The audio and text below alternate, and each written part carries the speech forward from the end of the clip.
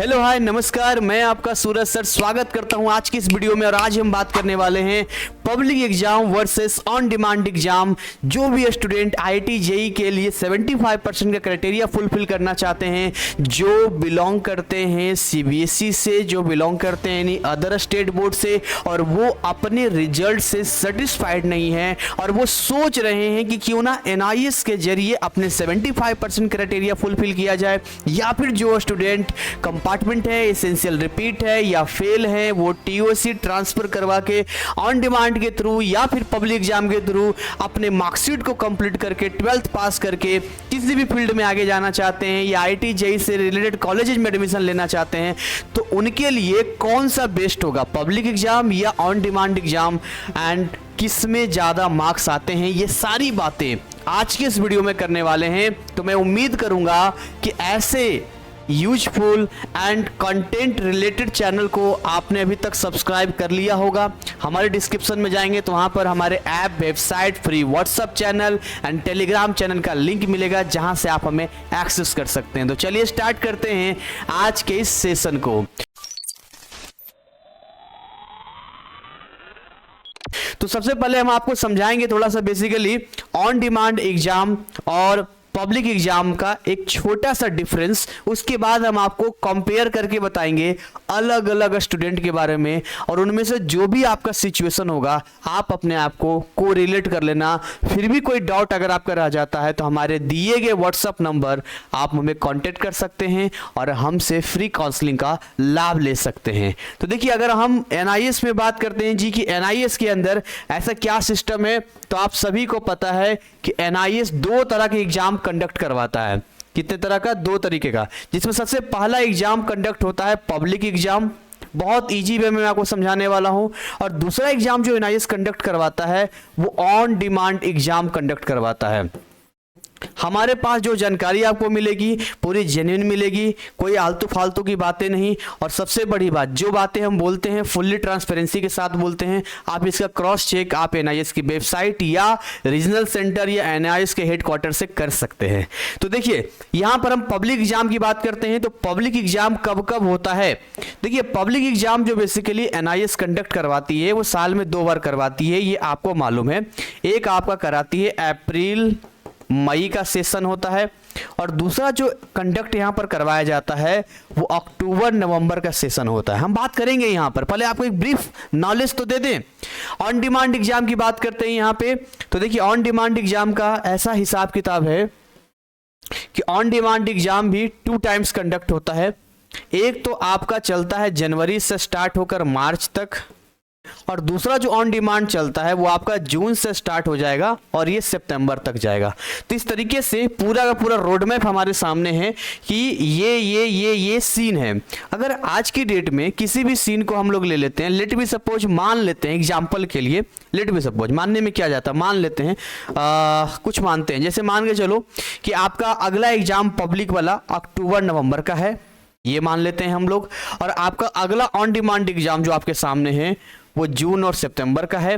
हालांकि आप अप्रैल और मई को इग्नोर नहीं कर सकते हैं, क्योंकि ये भी जो होता है चलता रहता है, तो हम दोनों कंसीडर कर लेते हैं। अब मान लेते हैं कि जनवरी से मार्च का सेशन आपके लिए आउट हो चुका है। अभी आप सोच रहे हैं कि भैया जून में जो है हम अपना रजिस्ट्रेशन करवा लेते हैं, तो हम आपको कंपेयर करके बताने वाले हैं। तो अब यहां जब हम कंपेयर करेंगे तो हमें कंपेयर में सबसे पहली चीज हमें समझना पड़ेगा सिलेबस को लेकर। तो क्या पब्लिक एग्जाम का सिलेबस और ऑन डिमांड एग्जाम का जो सिलेबस है वो सेम होता है? सबसे पहले तो हम आपको ये समझाते हैं। तो बैकग्राउंड को मैं कुछ इस तरीके से लेना चाहूंगा जिससे कि यहां पर पूरी क्लैरिटी के साथ में आप इसको समझ पाए। तो बैकग्राउंड को एक काम करते हैं, ब्लैक ले लेते हैं, ठीक है।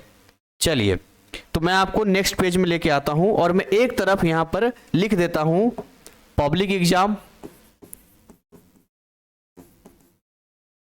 और एक तरफ लिख देता हूं ऑन डिमांड एग्जाम, यानी ओडीई लिख देता हूं। ओडीई रिप्रेजेंट करेगा ऑन डिमांड एग्जाम को, ठीक है। और बीच में एक डिवाइडर लाइन हम लोग ड्रॉ कर देते हैं। अब एक एक करके पॉइंट को मेंशन करते हैं। सबसे पहले जो हम बात करते हैं सिलेबस को लेकर, किसको लेकर? सिलेबस को लेकर बात कर लेते हैं। उसके बाद जो है जो भी चीजें होगी हम आपको बताते जाएंगे, ठीक है। The first thing, syllabus.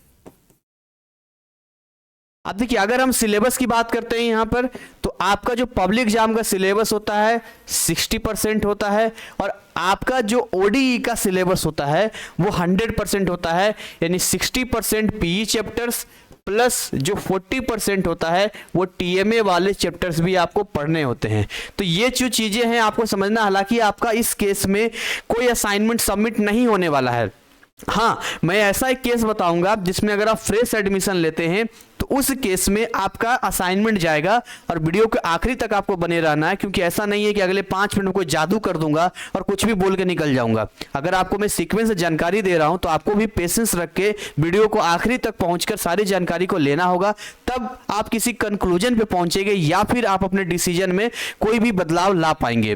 तो यहां पर आपको समझना है कि सिलेबस वाइज अगर हम बात करें तो पब्लिक एग्जाम केवल 60% हमसे पूछेगा, लेकिन ऑन डिमांड एग्जाम आपसे कितना पूछेगा, 60 से 40%, मतलब पूरा का पूरा आपका 60% भी 40% भी। तो ये बात हो गई। दूसरा चीज, अगर हम इसका एक और पॉइंट की बात करते हैं, जिसमें मान के चलो कि अब यहां पर हम नेक्स्ट बात करते हैं, तो टीएमए वगैरह तो उनका है, आप जानते हैं जो फ्रेशर्स होते हैं, है ना, उनका तो मैंने बता ही दिया आपको। और क्या चीजें इसमें पब्लिक एग्जाम में आपको मिलता है, तो पब्लिक एग्जाम के अंदर जो प्रैक्टिकल एग्जाम आपका होता है, पब्लिक एग्जाम के अंदर जो प्रैक्टिकल एग्जाम होता है वो एक शेड्यूल होता है, इसको आपको समझना पड़ेगा। जो थ्योरी एग्जाम होता है, प्रैक्टिकल प्लस थ्योरी करता हूं, ये भी दोनों के दोनों क्या होते हैं, शेड्यूल होते हैं। शेड्यूल का मतलब होता है कि आपका एक डेट फिक्स होता है कि इस डेट में आपको देना है, यानी यहां पर आपको केवल 1 टाइम मौका मिलता है एग्जाम देने का। यानी कि एक पब्लिक एग्जाम में परफॉर्मेंस खराब होता है तो फिर आपको नेक्स्ट पब्लिक एग्जाम देना होगा, या किस कंडीशन में आप ऑन डिमांड दे सकते हैं वो भी हम आपको बताएंगे। बट ऑन डिमांड में क्या है कि आप मल्टीपल टाइम अटेम्प्ट कर सकते हैं, मल्टीपल टाइम्स यहां पर अटेम्प्ट किया जा सकता है। लेट बी सपोज हम आपको कुछ समझाते हैं। आज आप एग्जाम देकर आए, आपको लगा आज का एग्जाम सही नहीं गया है, तो आप अगले ही दिन नेक्स्ट यानी एक हफ्ते बाद का फिर से आप एक अपना सीट बुक कर सकते हैं और एग्जाम को दे सकते हैं, और ऐसा आप जितनी बार चाहे उतनी बार कर सकते हैं। तो ये एक प्लस पॉइंट मिलता है ऑन डिमांड एग्जाम में, जो कि पब्लिक एग्जाम में यहां मौका नहीं मिलता है। तो ऐसी बहुत सारी बातें हैं जो इस तरह की चीजें हम उतना डिटेल में नहीं जाएंगे। अब सीधा सीधा हम लेके आते हैं यहां पर उन विद्यार्थियों के लिए जो आईआईटी के लिए प्रिपरेशन कर रहे हैं, या किसी स्पेसिफिक एडमिशन लेना चाहते हैं कॉलेज में, या फिर कोई अपने लाइफ में कुछ आगे बढ़ना चाहते हैं। अब इसमें देखिए, आईआईटी के स्टूडेंट्स भी हमारे पास में आते हैं, या नॉर्मल स्टूडेंट्स भी आते हैं यहाँ पे, जो नॉर्मल अपने एजुकेशन को आगे बढ़ाना चाहते हैं। अब उनके पास 2 मौका होता है। पहला ऑप्शन होता है जी कि वो क्या करें, ओडीई का एग्जाम दे लें, और इससे फायदा होगा सेव ईयर, यानी साल यहां पर बच जाता है। और दूसरा है कि अगर हम पब्लिक एग्जाम में जाते हैं तो भाई पब्लिक एग्जाम के केस में क्या होगा, इस केस में पब्लिक एग्जाम में क्या होगा कि यहां पर आपका पूरा का पूरा साल 1 साल फिर से देना पड़ता है। अब इसके फर्क को सबसे पहले हमें समझना पड़ेगा कि इनकी बारीकी क्या होती है। तो आपको एक बात समझना पड़ेगा, अगर मैं बैक में आपको लेकर आऊं तो पब्लिक एग्जाम का एक अपना स्टेट होता है। हेलो, इस बात का ध्यान देना, पब्लिक एग्जाम का अपना एक स्टेट होता है, क्योंकि एक स्टडी सेंटर अलॉट किया जाता है। ये मोस्ट इंपॉर्टेंट है। ऑन डिमांड एग्जाम का कोई स्टेट नहीं होता है, यानी कि अगर आपके पास 5 सब्जेक्ट है तो आप 5 सब्जेक्ट को 5 अलग अलग स्टेट में दे सकते हैं। सो यहां पर कोई स्पेसिफिक स्टेट यहां पर नहीं है, ठीक है, ये आपको समझना होगा। यानी कि अगर आप ऑन डिमांड से पूरा का पूरा एक मार्कशीट बनाते हैं, देखिए ऑन डिमांड एग्जाम में 2 वैरायटी है। ऑन डिमांड एग्जाम में 2 वैरायटी है। ऑप्शन नंबर ए है कि आप पार्ट एडमिशन ले रहे हैं। अच्छा, पार्ट एडमिशन जब आप लेते हैं तो पार्ट एडमिशन के केस में क्या होता है, अप टू 4 सब्जेक्ट तक आप लेते हैं। कितने? अप टू 4 सब्जेक्ट तक लेते हैं। इसमें कोई इशू नहीं है। लेट मी सपोज मैं अपने एग्जांपल लेता हूं कि मैं पिछले साल सीबीएसई में पास हूं या इस साल सीबीएसई में पास हूं, लेकिन क्योंकि मेरा 75% क्राइटेरिया पूरा नहीं हो रहा है तो मैं उन सब्जेक्ट्स को सिलेक्ट कर लूंगा जिनमें मुझे लगता है कि मैं ज्यादा मार्क्स ला सकता हूं, और मैं ऑन डिमांड से 2, 3 या 4 सब्जेक्ट का एग्जाम दे दूंगा। इस केस में कोई इशू नहीं है, क्योंकि जब आप कॉलेज में एडमिशन लेने के लिए जाएंगे तो वहां जब स्टेट की बात आएगी कि आप किस स्टेट से, स्पेसिफिक स्टेट से बिलोंग करते हैं, तो आपका जो सीबीएसई वाला मार्कशीट है वही आप दिखा देंगे, उसी से डिसाइड हो जाएगा कि आप एक स्पेसिफिक है। लेकिन ऑप्शन बी, अगर इस पे आते हैं कि यदि आप किसी दूसरे बोर्ड में फेल हैं, एसेंशियल रिपीट है या बाकी चीजें हैं, और यहां पर आप टीओसी करवाते हैं, यानी कि 2 सब्जेक्ट आपने ट्रांसफर करवाया है, 2 सब्जेक्ट का टीओसी कराया है, और यहां 3 सब्जेक्ट का आपने एग्जाम दिया है, और इस तरीके से आपने 5 सब्जेक्ट का एक कंप्लीट मार्कशीट बना लिया। अब समझने वाली बात यह है कि इस केस में या सी वाला ऑप्शन की पूरा का पूरा 5 सब्जेक्ट जो है आपने ऑन डिमांड से ही दे दिया है। ध्यान देने वाली बात यह है कि पूरा का पूरा 5 सब्जेक्ट केवल वही विद्यार्थी ऑन डिमांड में दे सकता है जिसने किसी दूसरे बोर्ड में एग्जाम दिया हो और उस बोर्ड में वो फेल हो, क्योंकि अगर आप किसी भी बोर्ड में पास होते हैं तो आपको ये बी और सी का ऑप्शन नहीं मिलता है, केवल एक ऑप्शन मिलता है, यानी कि पूरी तरह से सेफ है। आप जून में, जुलाई में, अगस्त में, यानी साल बचाना तो जून जुलाई अगस्त क्यों जाएंगे, स्टार्टिंग जून में ही आप एग्जाम दे दीजिए। जो आपका जितने सब्जेक्ट का एग्जाम देंगे उस प्रॉपरली उतने ही सब्जेक्ट का एक सर्टिफिकेट आएगा। दैट्स नॉट कॉल्ड मार्कशीट, उसको सर्टिफिकेट कहते हैं। वो सर्टिफिकेट आएगा और उस सर्टिफिकेट को आप काउंसलिंग के टाइम दिखाएंगे तो आईटी जेईई हर जगह एक्सेप्टेबल होगा और वो आपको बेस्ट ऑफ 5 में 75% का क्राइटेरिया फुलफिल कर देगा। एक तो बात ये हो गई। लेकिन अगर आप ऐसे स्टूडेंट की कैटेगरी में आते हैं जहां पर आप इसेंशियल रिपीट फेल हैं या वो अधूरा मार्कशीट है, यानी 5 सब्जेक्ट में किसी एक में आप फेल हैं, बाकी सब में पास हैं, और आप 2 सब्जेक्ट ट्रांसफर करा रहे हैं, यानी आपने सहारा लिया है ऑन डिमांड का, और ऑन डिमांड के थ्रू आपने एक 5 सब्जेक्ट का मार्कशीट बनाया। इस बात को समझिए, क्योंकि आपने ऑन डिमांड के थ्रू एक 5 सब्जेक्ट का मार्कशीट बनाया, डजंट मैटर 2 सब्जेक्ट ट्रांसफर और 3 सब्जेक्ट एग्जाम या 5 सब्जेक्ट बना तो ऑन डिमांड से ही है। यहां पर इस बात को हमें समझना पड़ेगा। तो भाई आपका तो कोई स्पेसिफिक स्टेट ही नहीं है, तो उस टाइम पे सब कुछ हो जाएगा। लेकिन आखिरी वक्त पे अगर कोई ऐसा क्राइटेरिया आता है जहां पर स्टेट के हिसाब से सिलेक्शन लेना हो या एडमिशन लेना हो, तो उस केस में आपका रिजेक्शन हो जाएगा, आप रिजेक्ट हो जाएंगे। मैं अगेन आपको रिपीट कर रहा हूं, नॉर्मल कॉलेजेस में ले लिया जाएगा। अगर कोई विद्यार्थी है जो नॉर्मल कॉलेजेस की बात कर रहा है, नॉर्मल खाली एडमिशन उसको लेना है, तो आराम से बी और सी वाले ऑप्शन को यूज कर सकता है, कॉलेज में एडमिशन ले लेगा। लेकिन आप किसी अच्छे कॉलेज में जाते हैं और वहां पर अगर हिसाब किताब स्टेट वाइज चलता है तो वहां पर प्रॉब्लम होगा। तो सवाल है ऐसे कंडीशन में कैसे किया जाए, क्योंकि अगर हम ऑन डिमांड को मतलब साइड में भी रख दें और पब्लिक एग्जाम की तरफ आते हैं, तो सर आपने बताया कि पब्लिक एग्जाम जो है एक तो आपका अप्रैल मई में होता है, एक अक्टूबर नवंबर में होता है। तो अगर हम अक्टूबर नवंबर की ओर जाते हैं तो क्या ये सही होगा हमारे लिए? इसका रिजल्ट भी दिसंबर में आएगा, उस समय तो कोई कॉलेज वाले एडमिशन लेंगे ही नहीं। देखिए अगर आपका डेट बचा हुआ भी है, लेट भी अभी तो आज की डेट में अक्टूबर नवंबर का रजिस्ट्रेशन क्लोज हो चुका है। आप सभी जानते हैं 31 मार्च लास्ट डेट था, वो बिल्कुल क्लोज हो गया है। अभी चल रहा है नेक्स्ट अप्रैल मई 2025 का रजिस्ट्रेशन चल रहा है। तो ऐसे केस में अब आपको यह सोचना है कि हम पब्लिक एग्जाम की तरफ जाएं। मेरी बात ध्यान समझिए, थोड़ी सी कड़वी लगेगी लेकिन आपके लिए फायदेमंद होगी। आप मुझे बताइए, अगर आप अपना साल बचाने के लिए ऑप्शन बी और सी कैटेगरी में आते हैं और ऑन डिमांड के थ्रू चले जाते हैं और आप अपना मार्कशीट बना भी लेते हैं, लेकिन आईआईटी जेईई ऐसे या नीट के जो भी जरूरत वाली जगह है जहां बड़े लेवल पे, नॉर्मल कॉलेज में सब नहीं है, स्टेट वाइज देखा जाता है, लेकिन नीट का हो गया, आईआईटी जेईई सब का हो गया, वहां स्टेट वाइज देखा जाता है। तो अगर वहां रिजेक्शन आपका हो जाता है तो ऐसा साल बचाकर भी आप क्या करेंगे, है ना? ये अपने आप में एक बड़ा क्वेश्चन जो आपको सोचने पर मजबूर करता है। तो क्यों ना एक ईयर ड्रॉप ले लिया जाए, एक ईयर ड्रॉप लेके हम पब्लिक एग्जाम दे दें और पब्लिक एग्जाम देने के बाद हम अपना एक मार्कशीट बनाएं। अब अगर पब्लिक एग्जाम हम देते हैं, मान लो कोई भी नेक्स्ट पब्लिक एग्जाम में चलो ड्रॉप ही ले लेते हैं, तो उसमें भी हमारे पास 2 ऑप्शन आएंगे, यानी आप पार्ट एडमिशन भी ले सकते हैं। पार्ट एडमिशन वाला कोई दिक्कत नहीं, इसको छोड़ दो। अगर आप पास है ना किसी बोर्ड में, खाली 2, 3, 4 एक सब्जेक्ट का लेना है तो आपको तो कोई दिक्कत ही नहीं है, जून में दे दो, जुलाई में दे दो, अगस्त में दे दो, पब्लिक दे दो, आपके लिए एकदम सदाबहार है। समस्या उन विद्यार्थियों के लिए है जो या तो एसेंशियल रिपीट यानी किसी भी तरीके से फेल है। तो मैं उनको सजेस्ट करेंगे कि आप आइए पब्लिक एग्जाम में। पब्लिक एग्जाम भले ही एक ईयर ड्रॉप लेना पड़े, लेकिन ऐसे कंडीशन में आपके लिए बड़ा बेनिफिशियल होगा। तो उसमें भी एक बड़ा सवाल आता है कि सर अगर हम पब्लिक एग्जाम में आते हैं तो पब्लिक एग्जाम में भी 2 कंडीशन है। पब्लिक एग्जाम का या तो आप पार्ट एडमिशन ले सकते हैं। पार्ट एडमिशन का मतलब होता है, पार्ट एडमिशन कंफ्यूज कर देगा। सर एक तरीका यह है कि हम टीओसी ले लें। सर क्या कहते हैं आप, टीओसी लेके करें या फिर हम फ्रेश एडमिशन ले लें, क्या हमारे लिए सही होगा? ये अपने आप में एक सवाल है, ठीक है ना। क्योंकि अगर हम मान के चलिए टीओसी लेते हैं तब भी हो जाएगा, आपकी इच्छा है। देखो अगर आप टीओसी लेके आते हो तब भी आपके लिए कोई दिक्कत वाली बात नहीं है, आप बिंदास तरीके से आगे बढ़ सकते हो, इसमें कोई दिक्कत वाली बात नहीं है। लेकिन अगर आपको लगता है कि 75% एनी हाउ आपको लाना चाहिए तो आप फ्रेश एडमिशन भी ले सकते हो। लेकिन फ्रेश एडमिशन में क्या है कि फिर आपको 10th के मार्कशीट के बेसिस पे एडमिशन लेना होता है, फिर 12th वाला आपको हिडन हो जाएगा।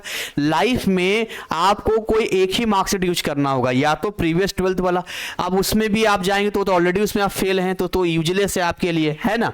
या फिर आप टीओसी करा लीजिए, या जो फ्रेश एडमिशन ले रहे हैं एनआईएस में, आप समझिए कि एनआईएस से ही आप कर रहे हैं 10th के बाद। ये आपको दिमाग में लेके चलना पड़ेगा। पब्लिक एग्जाम देने वाले को एक प्लस पॉइंट और मिलता है। लेट बी सपोज कि अगर कोई पब्लिक एग्जाम में एडमिशन लेता है, तो पब्लिक एग्जाम में एडमिशन लिया, मैं एग्जांपल बता रहा हूं, उसने एडमिशन लिया मान लो अक्टूबर में, ठीक है ना। तो अब अक्टूबर का रिजल्ट मान लो, इसका जो रिजल्ट है, ठीक है, उसका रिजल्ट मान लो आ गया दिसंबर में।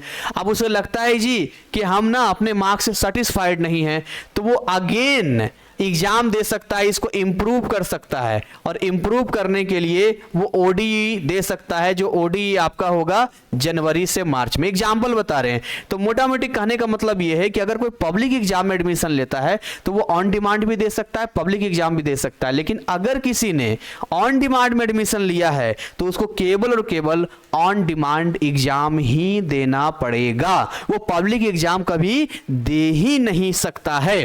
पब्लिक एग्जाम में एक फायदा और होता है कि अगर मान लो आपने किसी एक पब्लिक एग्जाम में मार्क्स दिया, आपने प्रैक्टिकल एग्जाम दिया, थ्योरी में फेल कर गए, तो जब अगला पब्लिक एग्जाम आएगा तो वो जो पिछला प्रैक्टिकल में पास थे ऑटोमेटिक वो ट्रांसफर हो जाएगा, केवल थ्योरी देना होगा। लेकिन ऑन डिमांड में क्या होता है आपको कि पूरी तरीके से फिर से आपको थ्योरी और प्रैक्टिकल बार बार देना पड़ता है। तो कुछ प्लस भी है कि ऑन डिमांड हम एक महीने में मल्टीपल टाइम दे सकते हैं, लेकिन पब्लिक एग्जाम के लिए वेट करना पड़ेगा। कुछ माइनस पॉइंट भी है, लेकिन यहां पर मैं आपको सबसे लास्ट में एक कैटेगराइज कर देता हूं, सबसे लास्ट में यहां पे, कि अगर आप फेलियर स्टूडेंट हैं, अगर आप फेलियर स्टूडेंट हैं तो आप ओडीई की तरफ तभी आगे बढ़ें जब आप नॉर्मल कोई कॉलेज में एडमिशन लेना चाहते हैं। अगर आप आईआईटी या आईआईटी जेईई या नीट के हिसाब से सोच रहे हैं तो मैं आपको ओडीई सजेस्ट ना करके पब्लिक वाला सजेस्ट करूंगा। कारण मैंने बता दिया है, इसका कोई स्टेट नहीं है, जबकि इसका अपना स्टेट है, क्योंकि प्रॉपर एक स्टेट एक डिस्ट्रिक्ट में स्टडी सेंटर अलॉट आपको किया जाता है, जो कि आपको एक स्टेट का बना देता है। यहाँ पे डजेंट मैटर आप टीओसी लेना टीओसी लो, 5 सब्जेक्ट देना 5 सब्जेक्ट का दो, it's your choice. Fresh admission लेना फ्रेश एडमिशन लो, जैसी आपकी मर्जी। हाँ, ऑन डिमांड में कोई फ्रेश एडमिशन नहीं होता है, कोई दिक्कत वाली बात नहीं है यहाँ पर। तो आपको समझना पड़ेगा कि सीन क्या है यहाँ पर। और पार्ट एडमिशन का अगेन मैं बता रहा हूँ, कोई कंफ्यूजन मत करना। पार्ट एडमिशन वो स्टूडेंट लेंगे जो ऑलरेडी पास हैं, जो 12th पास है ना, भले 33% से पास हो, तो उनको पार्ट एडमिशन ही लेना पड़ेगा। गलती से अगर आपने 5 सब्जेक्ट ले लिया और वहां पर आप 12th पास हैं, मार्कशीट को अपलोड कर दिया, तो मैसेज आ जाएगा कि जी इसको करेक्ट कीजिए, आप 12th पास हैं, आप 4 से ज्यादा एग्जाम नहीं दे सकते हैं। तो अब ये सारी बातें आ गई, लेकिन सबसे इंपॉर्टेंट बात कि किसमें ज्यादा मार्क्स आएगा। तो ज्यादा मार्क्स वाली जो कहानी है, इसमें देखिए, अगर हम ज्यादा मार्क्स की बात करते हैं तो हम ये ऐसा नहीं कह सकते हैं कि जी असंभव है, हम ये नहीं कह सकते हैं कि ये वाला एग्जाम पब्लिक एग्जाम बहुत इजी है, ऑन डिमांड एग्जाम बहुत हार्ड है, ऑन डिमांड एग्जाम में मार्क्स नहीं आता, असंभव है। नो डाउट सिलेबस ज्यादा है। देखो इसमें 100% सिलेबस है, तो अगर कंपेयर करेंगे सिलेबस वाइज से तो पूरा पढ़ना पड़ेगा। अगर कोई इतना पढ़ लेता है तो नो डाउट बढ़िया नंबर लाएगा। अभी एक बायोलॉजी एग्जाम मेरे स्टूडेंट ने दिया, 89 मार्क्स लाया, तो कैसे मैं कहूं कि इसमें नहीं आता है। पब्लिक एग्जाम में भी मेरे ऐसे ऐसे स्टूडेंट है जो मैथ में 97, केमिस्ट्री में 95, फिजिक्स में 85, ऐसे करके मार्क्स आते हैं, तो मैं इसको भी कैसे कहूं कि नहीं होता है। लेकिन अगर आप मेजॉरिटी में नंबर ऑफ स्टूडेंट की बात करते हैं तो नो डाउट पब्लिक एग्जाम में, क्योंकि टीएमए होता है, ट्यूटर मार्क असाइनमेंट होता है, अगर फ्रेश एडमिशन से कोई है तो मार्क्स इंप्रूव कर जाता है। अगर टीएमए हटा भी दिया जाए, यानी कि आप पार्ट एडमिशन से जाते हैं, तब भी आपके लिए सिलेबस कम होता है, अपना अच्छा स्कोर कर पाते हैं।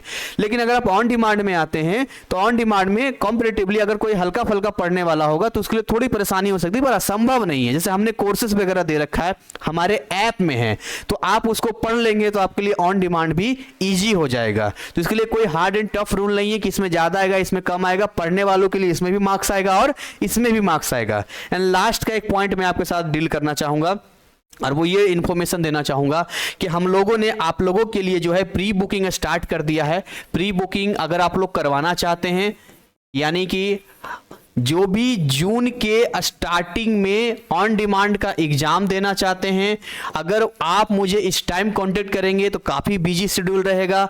आप देखिए प्रॉब्लम क्या है विद्यार्थियों को, सबसे पहले क्वेरीज क्लियर करते हैं, फिर जाके प्रोसीड करते हैं, डॉक्यूमेंट देते हैं या आगे फॉर्म फिल कराते हैं, उतना टाइम ही नहीं उस समय रहेगा जब तक सीट ही फुल हो जाएगा। इसीलिए आज की डेट में आप केवल 1000 रुपया हमें देकर और अपने रिक्वायर्ड डॉक्यूमेंट के साथ में हमसे प्री बुकिंग करवा सकते हैं। इसके लिए हमने एक व्हाट्सएप नंबर दिया है 9289377247।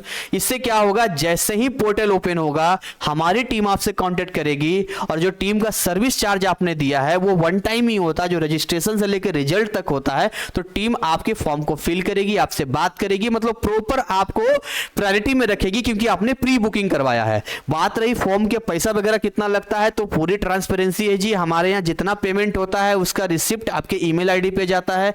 कोई इसमें चिंदी चोरी वाली बात नहीं है कि हम आपसे एक सब्जेक्ट, अभी एक बच्चे ने आज फोन किया कि सर एक सब्जेक्ट एग्जाम देना है बायोलॉजी का, एक जगह फोन किया तो वो 6000 रुपया मांग रहे। मैंने कहा किस बात के 6000 रुपया, अगर सिंगल सब्जेक्ट कोई देता है तो 1.5 से 2000 रुपये होता है जो भारत सरकार के पोर्टल यानी NIS के पोर्टल पे जमा होता है। यानी जो भी बिल आएगा हमारी टीम आपको बता देगी, उतना आपको फॉर्म फिलअप के बाद देना है, पहले कोई पैसा नहीं देना है। ईमेल आईडी आपका, मोबाइल नंबर आपका, सारा एक्सेस आपके पास है, हम केवल आपके मार्गदर्शक हैं।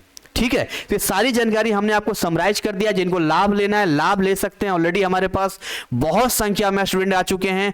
और प्लीज अगर आपको ये बात समझ में आ गई है जो मैंने यहाँ वीडियो में समझाया है, इसको फिर से मुझसे ना पूछना। बहुत बच्चे मुझे फोन करके पूछते हैं, बात नहीं हो पाती है, इसलिए मुझे ये वीडियो बनाना पड़ा है। ठीक है, तो इस वीडियो को एक बार 2 बार देख लेना। मैं बार बार रिपीट कर रहा हूं कि अपने ऊपर फिर से लास्ट बता रहा हूं, जिनको वीडियो बंद करना है बंद कर सकते हैं, लेकिन लास्ट में फिर से बता रहा हूं, अगर मैं एक स्टूडेंट हूं, मैंने मान लो 2024 में एग्जाम दिया है बोर्ड का या 2023 में एग्जाम दिया है बोर्ड का, मैं अपने बोर्ड एग्जाम में पास हूं, तो NIS में केवल मैं 1 से लेकर 4 सब्जेक्ट तक का ही एग्जाम दे सकता हूं ऑन डिमांड के थ्रू। अगर आप चाहते हैं जी कि हम फ्रेश एडमिशन लेना चाहते हैं तो फिर आप ले सकते हैं 5 सब्जेक्ट का, तो आपका जो प्रीवियस जितना क्वालिफिकेशन है 12th वगैरह का वो सब छुप जाएगा और केवल लाइफ में आपको NIS का लेके जाना पड़ेगा। एक ये बात हुई। दूसरा, अगर मैं एक स्टूडेंट हूं, मैंने 2023 में, 22 में या 24 में एग्जाम दिया है विद इन 3 इयर्स का, मैं उसमें किसी भी तरीके से फेल हूं, अब मैं NIS से मदद मांग रहा हूं कि मैं NIS से अपनी क्वालिफिकेशन कंप्लीट करना चाहता हूं, तो ऐसे कंडीशन में अगर आप IIT की तैयारी कर रहे हैं, नीट की तैयारी कर रहे हैं, तो मेरी सजेशन होगा कि ऑन डिमांड की तरफ ना जाएं तो ही अच्छा है। आप या तो फ्रेश एडमिशन ले लें या फिर नेक्स्ट पब्लिक एग्जाम के लिए अपने आप को एनरोल कर लें एज अ पार्ट एडमिशन, यानी कि 2 सब्जेक्ट ट्रांसफर करवा देंगे, आपका 3 सब्जेक्ट का एग्जाम हो जाएगा। तो मैंने आपको बिल्कुल क्लैरिटी के साथ बताया है। फिर भी नहीं समझ में आता है तो आप तो मुझसे पूछोगे ही पूछोगे, पूछ सकते हो, कोई इशू वाली बात नहीं है, ऐसा नहीं किया इसके बाद नहीं है, लेकिन मैंने पूरी तरह से क्लैरिटी आपको दिया है। बाकी क्या सिलेबस होगा, क्या क्या पढ़ना है, कैसे पढ़ना है, मुझे व्हाट्सअप कर सकते हैं। उसके लिए हमने स्टडी मटेरियल का अलग चैनल दिया, स्टडी से रिलेटेड 9643480201। आप हमें इस पे कांटेक्ट कर सकते हैं। अगर आप जनरल इंक्वायरी हमसे लेते हैं तो मैंने नंबर दिया 7982449432। तो इस तरीके से 3 व्हाट्सएप नंबर हमने दिया है। आपका एडमिशन का अगर है तो मैंने ऊपर ही दिया था 9289377247 और related study material this and general enquiry this. तो इसी के साथ आज की सेशन को हम बाइंड अप करेंगे। जो मेरे पास इन्फॉर्मेशन था वो इन्फॉर्मेशन मैंने आपको देने की कोशिश किया है। अगर ये इन्फॉर्मेशन आपके लिए यूजफुल रहा है तो मैं समझूंगा कि ये वीडियो जो मैंने बनाया इतनी मेहनत से वो मेरे लिए सफल रहा। आप सफल हैं तो हम भी सफल हैं, क्योंकि आपकी सफलता में ही हमारी सफलता है। Thank you so much, wish you all the best.